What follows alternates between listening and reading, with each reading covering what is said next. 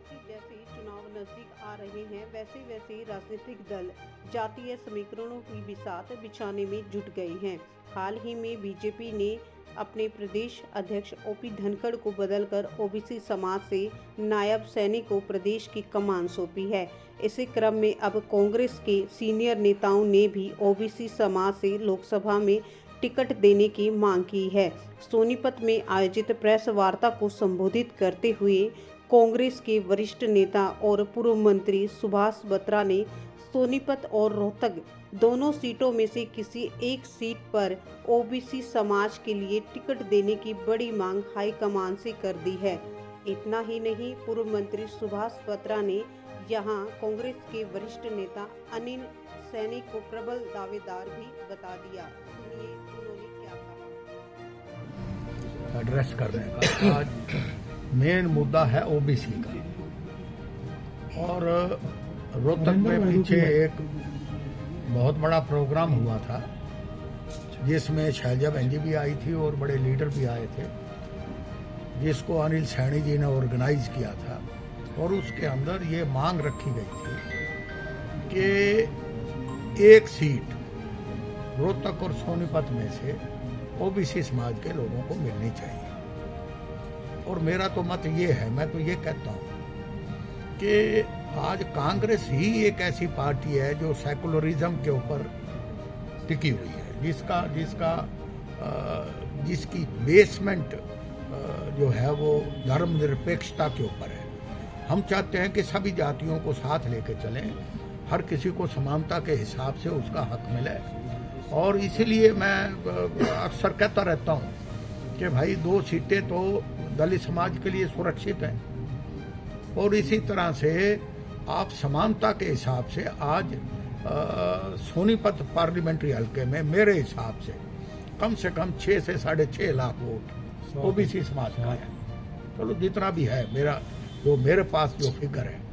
और इसी तरह से रोहतक पार्लियामेंट्री हलके में भी कम से कम 5 और 6 लाख के करीब ओबीसी समाज की वोट है।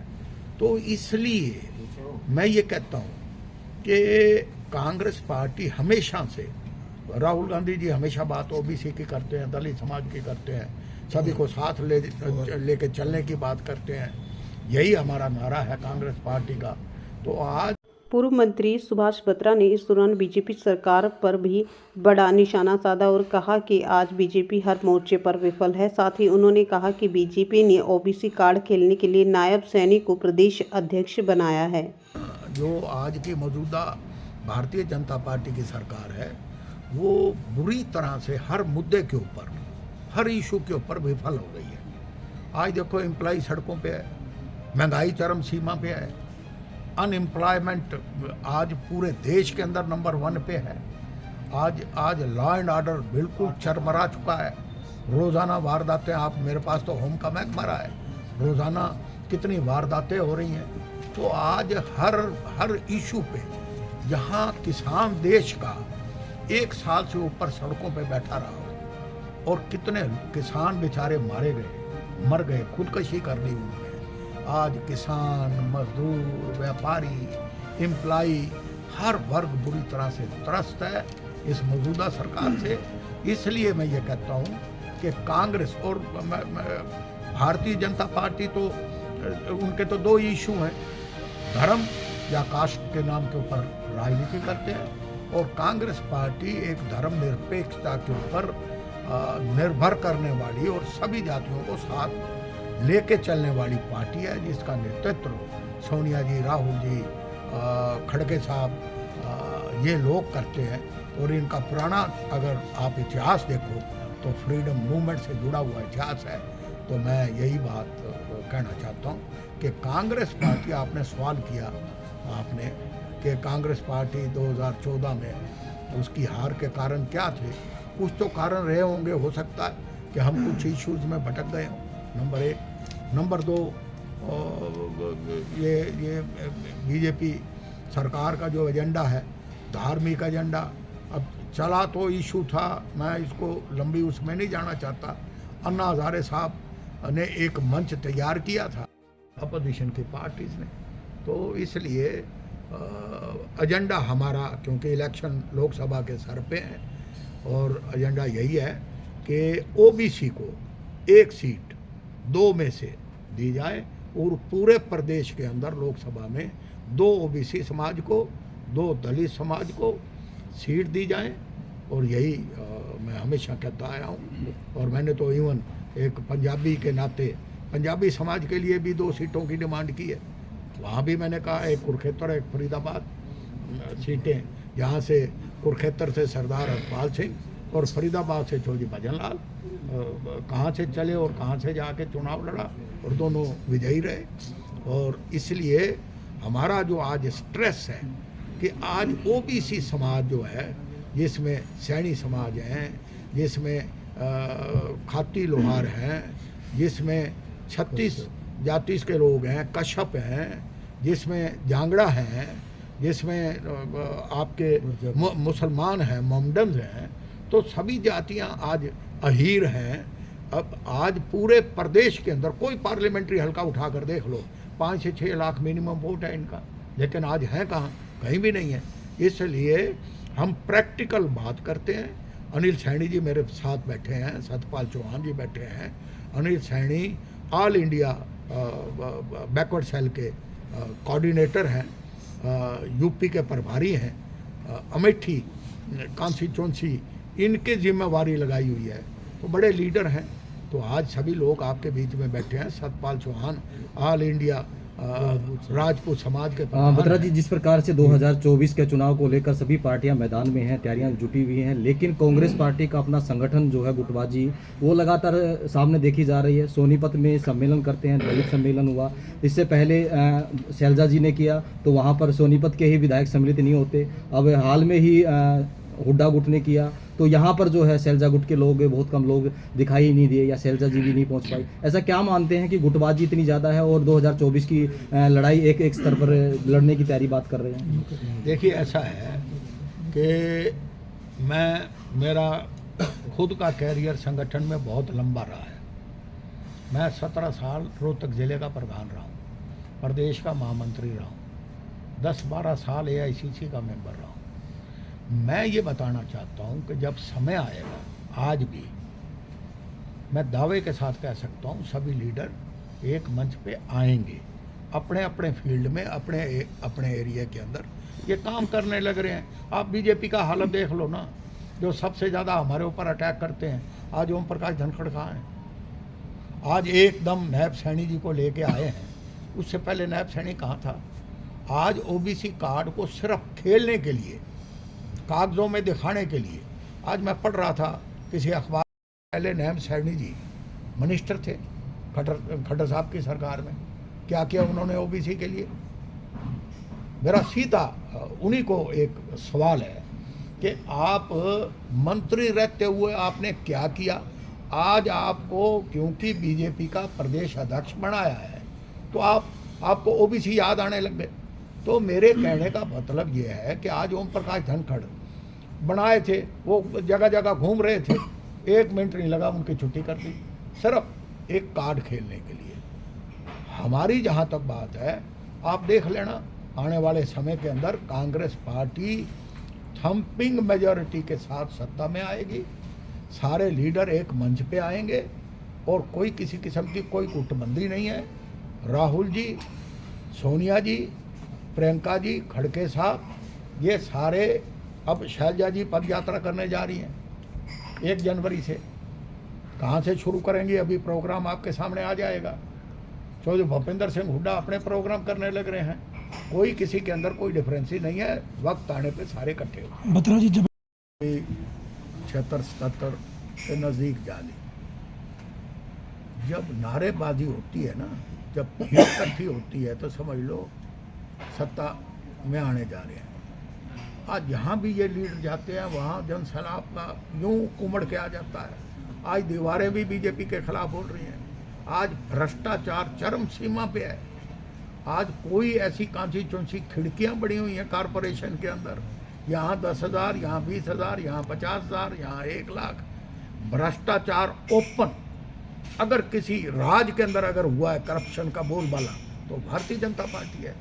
तो इसलिए आप वो कहते कुछ हैं करते कुछ हैं। उनकी तो एक नीति है, धर्म के नाम के ऊपर, जाति के नाम के ऊपर भाईचारे को बांटो, बंटवारा करो और राज करो। ये चलेगा नहीं। वो दिल्ली वाले बैठ के राहुल जी बनाएंगे। हमारी तो पार्टी हाईकमांड ही फैसले करती है। अब रही बीजेपी की बात, कल मैं इन्हीं के लीडरों का बयान पढ़ रहा था, हम भी बनाएंगे, ये भी बयान देने लग रहे हैं। तो बयान देने में क्या है? सुनो, तो ऐसा है कि भूपेंद्र सिंह हुड्डा 10 साल चीफ मिनिस्टर रहे, ठीक है। शैलजा बहन जी 15 साल यूनियन मिनिस्टर रही हैं और वर्किंग कमेटी की मेंबर है। कोई बयान कुछ दे, लेकिन एक सच्चाई है। चौधरी भजनलाल जी के साथ मेजोरिटी थी चीफ मिनिस्टर, चौधरी भूपेंद्र सिंह हुड्डा बने कि नहीं बने? बने ना। ये फैसले चीफ मिनिस्टर के या मैनिफेस्टो क्या होना चाहिए, ये पार्टी लीडरशिप करती है, पार्टी हाई कमांड करती है।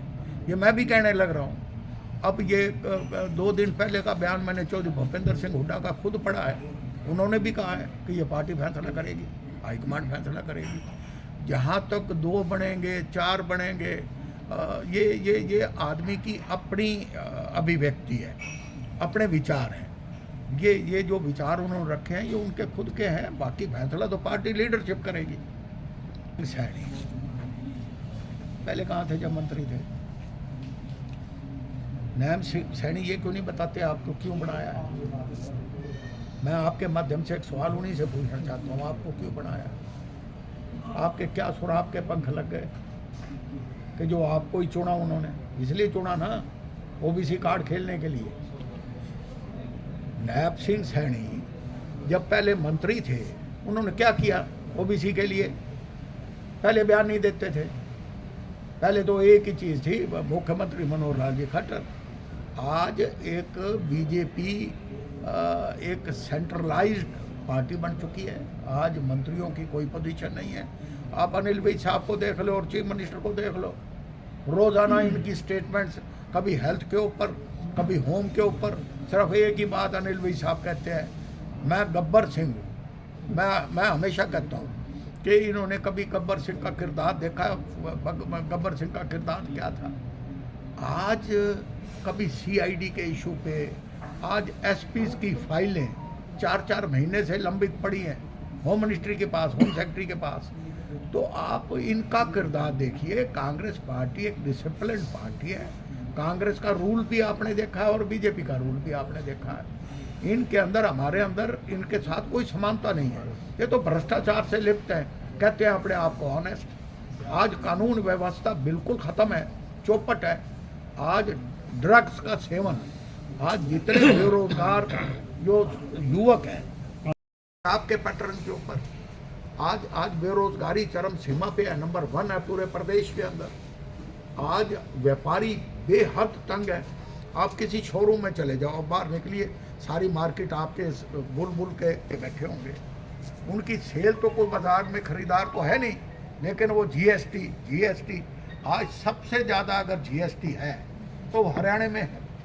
आज व्यापारी दुखी, आज रोज लाठी चार्ज हो रही है, आज रोजगार नहीं है।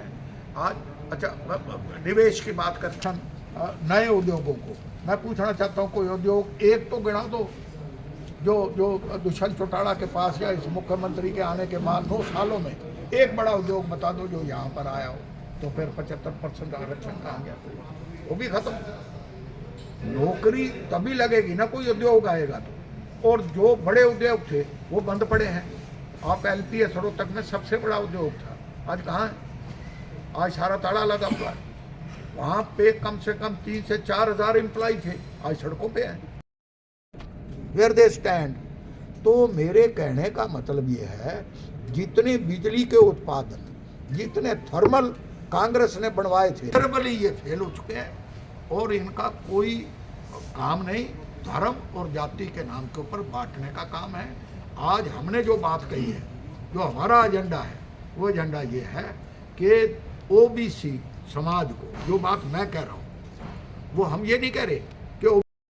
अब सुनिए, मध्य प्रदेश में कांग्रेस गवर्नमेंट बनाने जा रही है, छत्तीसगढ़ में कांग्रेस गवर्नमेंट बनाने जा रही है, तेलंगाना में बीजेपी है ही नहीं, कांग्रेस गवर्नमेंट बनाने जा रही है।